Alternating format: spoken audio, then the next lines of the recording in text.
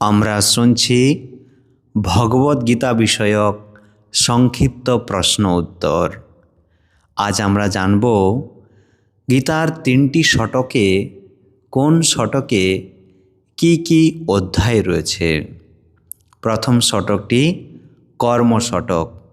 এই শতকে রয়েছে বিষাদ যোগ, সাংখ্যযোগ, কর্মযোগ, জ্ঞান যোগ, কর্মসন্ন্যাস যোগ ও ধ্যান যোগ। দ্বিতীয় শতক অর্থাৎ ভক্তি শতকে রয়েছে বিজ্ঞান যোগ, অক্ষর ব্রহ্মযোগ, রাজগুহ্য যোগ, বিভূতি যোগ, বিশ্বরূপ দর্শন যোগ ও ভক্তি যোগ।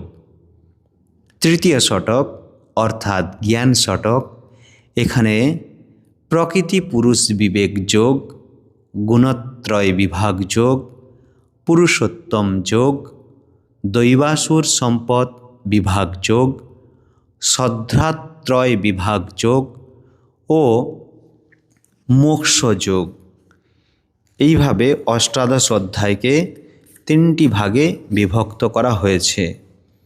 এখন শ্রীমদ্ ভগবদ্গীতায় কোন 5টি বিষয় বা তত্ত্ব মুখ্যত আলোচিত হয়েছে।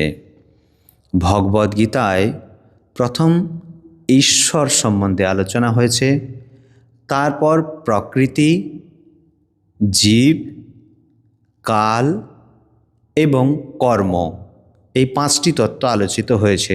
সহজে ঈশ্বর যিনি সৃষ্টি করলেন প্রকৃতি, প্রকৃতিতে রয়েছে জীব, জীবকে নিয়ন্ত্রণ করার জন্য কাল বা সময়, আবার জীব কী করছেন?